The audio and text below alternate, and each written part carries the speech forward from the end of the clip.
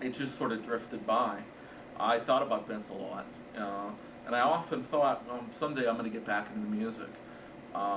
As the 90s started to wane, I really reached a point that I had reached the high point, I think, as a therapist, and it was no longer as exciting to me. I was good at it, I was confident at it, it was something that I could see that I could do, but it wasn't the thing that motivated me anymore. That was always something else. It was often music. It was listening to jazz, and I was very much a jazz historian and still am. Very involved in the Manchester Craftsman Guild and things along that line. And so music started to become more of a consuming focus for me. Uh, then in 2000, I received from Vince the CDs, and it was a time then that I was really open for it. It was like I was curious to see what had happened with him. In the back of my head, I had hoped that maybe that could be something that we could rekindle some of that musical creativity, because it was something that I had found as initially in my work as a therapist, but more recently not there, not the level of creativity that I really enjoyed. So when Vince got to me, I wrote him back, and we started to have some telephone conversations, and then met at a good friend of mine was playing, and a coworker was playing. His band was playing at Borders, and Kevin Jones, who was worked with me for about a year at Southwood, really was an influence on the whole turn back to music, because he, I would refer to myself as a fan, not a musician, and he really got on me about that. He was like, nobody who loves music and knows music as much as you are should ever consider himself anything but a musician. You got to get back to writing. Really pushed me in a lot of ways about what it was like. And I think in a lot of times I'd been really intimidated by a lot of jazz musicians. I had loved the music, but I also thought, well, competency and knowing the standards and knowing a book and then the technical knowledge was something well beyond me. But part of what he really did was encourage me a lot to pursue it. So sort of ironic that Vince and I got together watching his band, Clockwise Quartet, at Borders. And that day, after the concert, I drove Vince around, and I had made a compilation tape of my music for my wife when we were dating. And on that tape was Life World, was Eternity, with lyrics by me that Vince had never heard, a variety of songs that Vince had never heard of my music. And I think that really started to spurn our interest in getting back together. Hey baby, how's it going? How you doing? Call me Pedro. That means Peter. I got the biggest one you ever seen. I take you to a motel. We do it every way there is. How you like it? Up, front, down, back? What'd you say? Like hell you will. Don't fool me, bitch. Head off. Call my phone.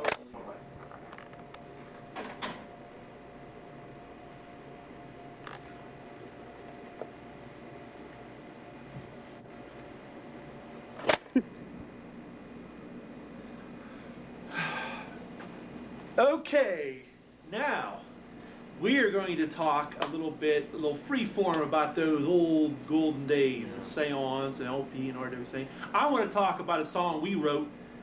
We talked a little bit about Go Down Rockin' in Church. I want to talk about a song called Trying to Find Myself. This is early 1982 when we thought we could write riffy songs.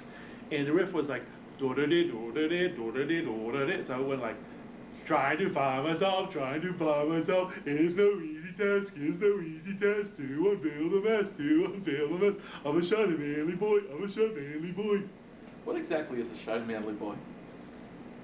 Here's the time. I was a shy manly boy. Yeah. Okay, I got the shy and I got the boy, but the manly. Ride on through the night. Oh, I forgot that one. Keep me into view. It's a holy rite, worship by the few.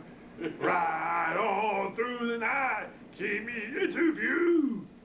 It's a holy ride, pushing by the fuse. That wasn't too bad. Wasn't that too one. bad. But then, actually, what happened, ironically, is in like March, April of '82, I still was a pretty sucky electric guitarist, but I got pretty good as an acoustic guitarist. We wrote Remember, like Mary Madam Hargrove, A Gentle Dream, and some of these stuff that was like really wild, ahead of its time. Still stands up to this day, still play it to this day.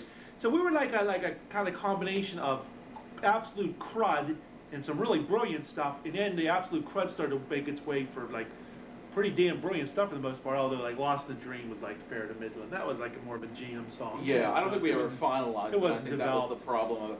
But I think that we moved pretty quick, and I think because we played within our limitations a lot then, and I think that made us an interesting band pretty quickly. But we had some pretty embarrassing moments in terms of just think about early days. It's like I think about the prizes. I think about you and I originally, and even when we did have a full group. You and I at your house at Wilson Drive with your mom's keyboards downstairs, and then up in your room with the acoustic guitar. I think about especially my house on Horseshoe Drive in Bethel Park, in the finished game room basement. I also think of Brian Stanley's place, upstairs bedroom, and I also think of Ned Whetstone's living room or little game room downstairs. What didn't his living room, like every car that go by, the street lights like go, you could see them flying through his house? Yeah. That was like so typical in Ned, that like it was one of those houses that the lights just shine through. So all through the night you'd be there and there would be like the headlights flying through their house. That house is still there to this day. In fact, Ned Whetstone's parents still live there in Bethel Park. Brian Stanley's parents still live in Bethel Park. In fact, ironically, this year was a year of reunions. Last year, members of Diamond Hayes contacted me. I contacted them. Rob Micarella, my old drummer from Entourage, contacted me. But more importantly, this year, I ran into Brian Stanley, of all places, at a Deep Purple Dio concert, and he looked exactly the same. Sounded the same too, but I got a real distance from him. He's in a band called One Lung Kenny. Sounds like a winner, and that was it. He was supposedly playing a Rosebuds and all that. And Ned Whetstone, I got a hold of, I guess via Drew Rotz, ran into me at the South Park Wave Pool, and because we're on BPTV, it's the 6th month and counting now. BPTV since July, mind you. This is December the 18th or 19th, 2002. 18th, 2002, by the way. And I said, hey, I put the phone up to the TV, and I was talking to Ned Whetstone. I was like, hey, Ned, is your old band Seance is on TV? Because we did a medley of Seance tunes at the end of the first BPTV taping. We've done 2 since then, including one that didn't make BPTV. But anyway. And so it's kind of like a year reunions in more ways than one. Actually, the whole 2000, 2001, 2002 experience, the new millennium has been pretty wild for all this stuff. Everything comes around full circle. We kind of can get a little nostalgic. But it's funny, really, with Requiem really began in my heart around December of last year, about a year ago, after we saw an excellent concert with King Crimson and John Paul Jones opening up. It was like, November 2000 into 2001, we jammed a couple of times, talked a lot. Basically, it was reminiscent. We couldn't get past Seance, nostalgia. And it seems like after King Crimson, we really found our own identity with the name change Requiem, just doing original material, going through Chris's we transferred everything from cassette to CD, all his old work stuff, always, anything from Bethesda to Goodbye Christy Love and everything in between and beyond and before and everything. And we just started writing a whole bunch of original material, special dancer and everything, and just up to including some of the latest stuff like Strange Premonition. And well, I don't want to get too far ahead, but just to say where we're at now, that this might be reminiscing, but I think Requiem is much better than Sound. Sound's definitely at its most, way ahead of its time, especially when you consider how scary to think we were in high school. I mean, that is just an amazing time to me. So I don't want to get too hard on myself. Sometimes we make fun of some of the stuff back then. I mean, no, and you really, we sounded a lot like the bands that really made it of that era, the REMs, the U2s.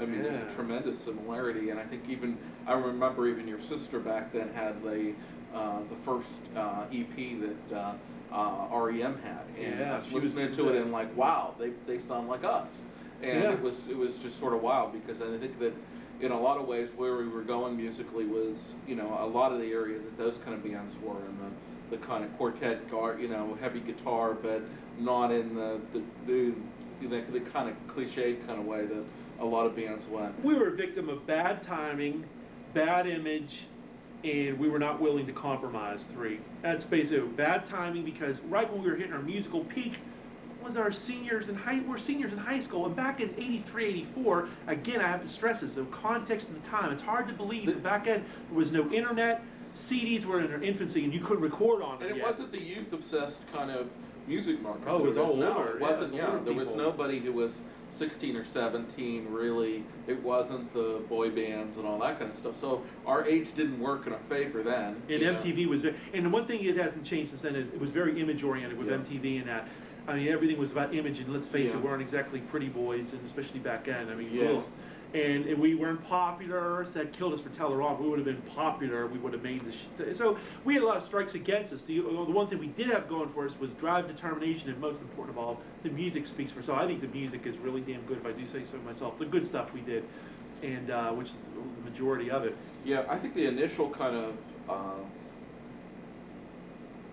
get-togethers were really tentative. The first one was, it was almost like an afterthought. Let's get together and bring your guitar and we'll get out and stuff. November 2000. Yeah, and we we played, and I think we played pretty good, but it wasn't even, we weren't even set up for it. The next time we were talking about getting together, the next time was February 2001. February 2001, and we really had more of an idea, and I had more of an idea of us sort of doing more of a weather report kind of thing.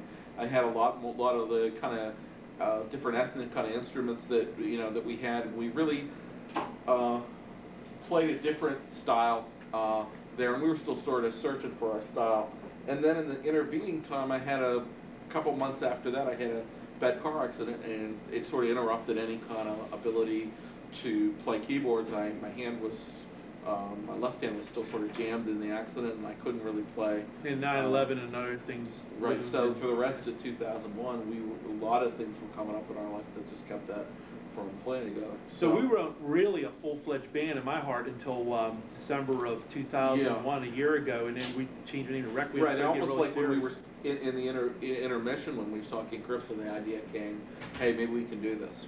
Seeing a band that is really succeeding without airtime, succeeding with other things, and seeing rock music as an improvisational form was sort of the idea. And That was very inspiring. Right. And it seemed to be at the peak of, you just want to rip your hair out, all that damn Britney Spears, NSYNC, all that crap on the radio, all that damn, which, what do they call it, ludicrous, that artists that rap. It was just the ultimate of just, you want to just break the radio. Right. Was King Crimson doing this stuff, was like, wow. And John Paul Jones with Led Zeppelin, his band was like, wow, so inspiring.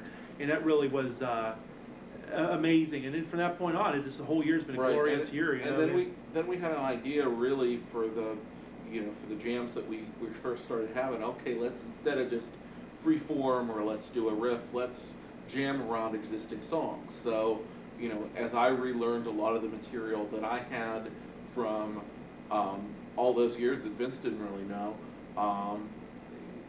they became opportunities for us to jam. I had, at the same time as the King Crimson concert, my mom moved and my acoustic piano came here from my mom's house, and it was sort of a nice way to to sort of revisit the music. And even though we don't use the acoustic piano very often anymore, it was sort of a good way to sort of develop a style, and we used it pretty heavily in the beginning, and really develop a lot of these songs. And each time we get together, there'd be a lot of new material, things that we recovered, that we relearned, stuff that we were writing. And just around the beginning of 2000, I wrote my first new composition of the year and of in almost about 10 years, and that was I Can't Hide, which really was a song that it took me about 3 months to write a song about 9/11 and what happened, and emotionally what was my experience of it, and that's what grew out of it, was the song I Can't Hide. And I think that was really a starting point too, because as the music, we started writing music together, and there were new compositions, the notion of it not just sort of being a occasional get-together sort of changed, and became more focused on what we were going to try to do. And another thing too is it's amazing when you think about this. You think about the core songs of Seance / Silent Choir / Entourage, whatever. Were Rockchild, Government Communication, Faded Souls, Starlight Beyond the Sun, Persian Nights, Eternity, Sapphire, Sinbad, I Shall Remember, Visitors of the Dawn, Echo in the Wind, Valley of Death, Dark Ages, Hierophant, Angel of Desire, Monastery, And I guess we'll throw in Countless Sheep for good measure. Well, we do a lot of those songs now, obviously, but just think about this now. In the last year, what we've added. Coming Right Back Home, Special Dancer, Intimate Stranger, I Can't Hide, one old one called The Lure, Cold December, Carolyn, Goodbye, Silver Snapshot, Writing on the Wall, Beyond and Before Us, What Tomorrow Will Bring, Work in the Groove, My Heart Won't Ache Forever, Despite the Times You Turn Me On, Sphere, Ruins of Pompeii, Nothing on You, Nothing on Me, Strange Premonition, Tearing Up Inside, and Counting. That's amazing in a year's time, because those other ones, we're talking basically 1981 to 1987. So it's amazing in just a year's time, and we've revitalized a lot of the other ones, and Yeah, I mean, we have a current list of songs that we can play at any one time that I think is now well into the 30s, like about 35 songs that we can play at easy at this time in the repertoire, and that's you think about Seance Day as a full group. Seance was we could play maybe 10 songs, maybe 11 songs as a group. So we really have a lot of the material to draw upon. Not to mention that we do a lot of jams. I think that really we've reached a point that we're more and more flexible now, especially with drum machines and my ability to just play bass lines on the boards. We don't really seem to need as much. And that was always the problem, I think, with Seance, Silent Choir, and all these groups was there was it was clearly a frustration of me and Vince writing all the music, and suddenly everybody else sort of playing our music, and that's sort of a power problem. Yeah. Where it wasn't so much of a problem until the end of Seance for me and Vince sharing the power, but I knew that Brian was tremendously resentful of, especially Vince. I think he saw you as the person to blame. I think that's why when I left it. Yeah, that didn't. You didn't have really good ways of winning friends and influencing people. that was bad back then. I just like to make fun of people. Although you were really good at impressing people at restaurants back then. Oh yeah, when the old microphone came out of the pants and I scared the shit out of some lady, man. Jumping up and down, the old tallywhacker going. Yep. We were in this parking lot overlooking a very fancy restaurant in Oxford Center, and we went to see the back doors, and for some reason we were a Doors tribute band. We struck quite a chord.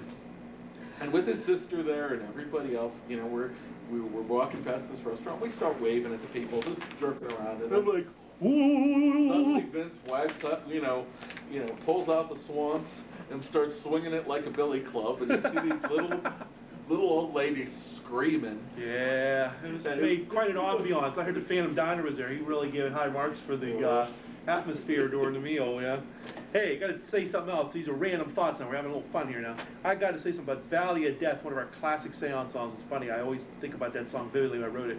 March of '83, man. I played hooky from school, called off sick, you know what I'm saying? Price is Right was on. Went upstairs to my bedroom, pulled out the acoustic guitar, and out of nowhere, this whole song came to be, which was Valley of Death, one of our classics. Echo in the Wind, February of '83.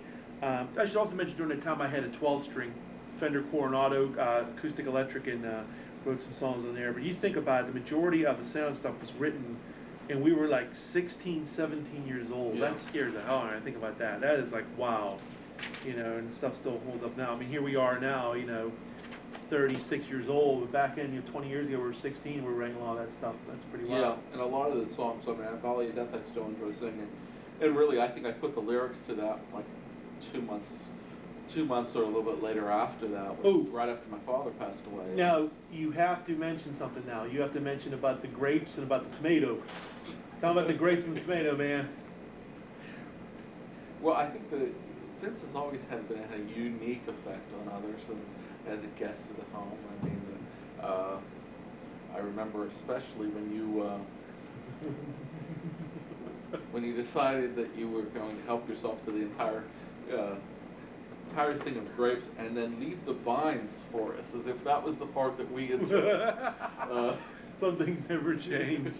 Oh, then how about the tomato incident? In broad daylight, I mean, I was skinny as hell. I'm like a 6'5" goon. In broad daylight, Chris knows me like the back of his hand, and I throw tomatoes at his house and run away down the middle of the street in broad daylight. He's going, Vince, I know it's you. Get back here. Yeah, like there's many other 6'7" people throwing tomatoes at my house. And Chris summed it up basically back in pretty good. Hey, come back here. You're the only friend I have. But yeah, I mean, I think a lot of that time, and that's typical though. The Huey Corcoran situation was Oh yeah, one of yeah. my This favorites. is a wonderful way to begin high school. I was talking about, first grade. The first day was the worst day of my life. We'll get to that in a real quick second, like Chris wants to hear it again. But on the eve of entering fucking high school, okay? We're leaning out, or we're looking at Chris's window, and right down below is a Corcoran's. Huey Corcoran, this big jock type guys playing basketball, shooting hoops, whatever in his backyard. I lean out and go, "Jock suck." He goes, "Hey, Palamara, why don't you come down here and repeat that to my face?" I said, "Hey, it was Chris who said it." So we had a sleepless night the night before. We're petrified, scared to death. Vince, why the hell did you say? I don't know. I'm so sorry. Thanks for turning me in, saying it was Chris. Blah, blah, blah. Got on the bus and he just glared at us. I'm like, oh my god, this is a wonderful fucking way to, start high school. And it could have been an untimely end of seance. But fortunately, this kid Glenn Wells, who by the way was on the punt, pass, and kick NFL competition during Super Bowl 14, Steelers and Rams. By the way, halftime. He intervened and said, "Hey, that wasn't too cool what you said to Huey." I said, "Oh, I'm sorry," all this stuff, and I whipped out of it and got lucky. Didn't get beat up like I should have been, but yeah, I did a lot of stuff. I like your mom summed it up best about me back then. Yeah, yeah, I know your swear to gods. She knew me. I was a real comment. I talk about Steve Elder being Eddie Haskell. I think I had a little Eddie in me too. Best of the time I would steal that baseball card right in front of you. I'm like trying to take it out of the folder, and and you saw me do it. And I put it into my back pocket. Or I tried to sell you that old, I claimed to be a 1910 Oh yeah, you got out one of those Dover books, books of old baseball cards, and I guess you used some sandpaper or something on it so you made to make it look old. And tried to sell me this rare baseball card. For only $50, it cost 5 cents. Luckily, Chris caught on to me. So, like Chris said, you can never be a criminal, Vince, because you can't fucking lie over shit. No, no, you're not That's good. it, man. So I turned to a life of playing music and getting into research and all that good shit. But, yeah, we'll take a brief intermission here, man.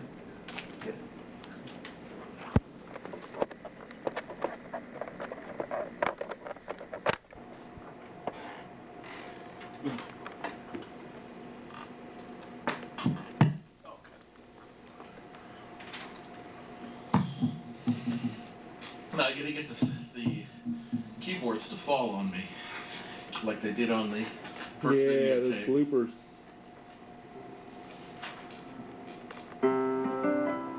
You ready? Yep.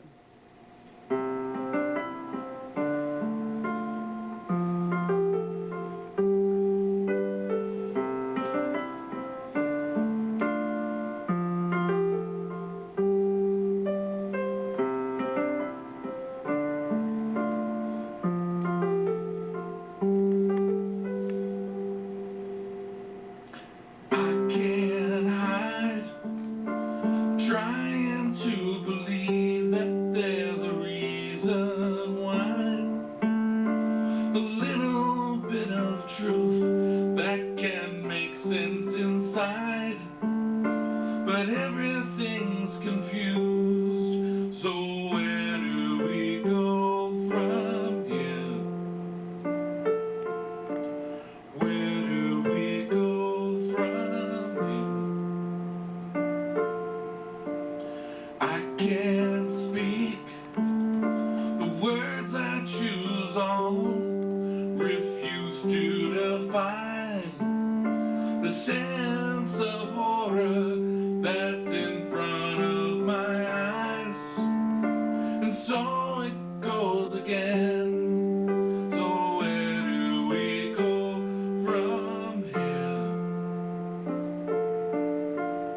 Where do we go from here? I can't cry. All that's inside me has left me bone dry.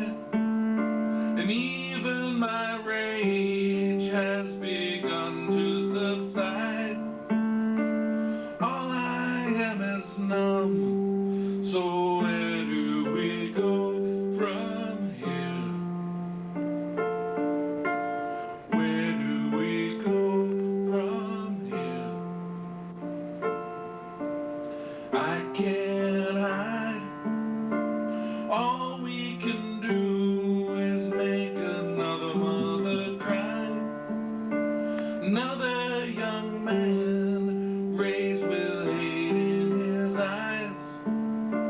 And so it goes again. So where do we go from here? Where do we go from here? Where do we go from here?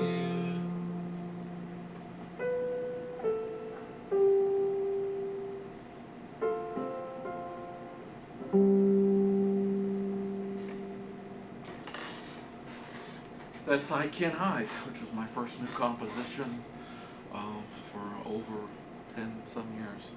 And this has been the story behind the music, Requiem. There's Chris. And there's Vince. See ya.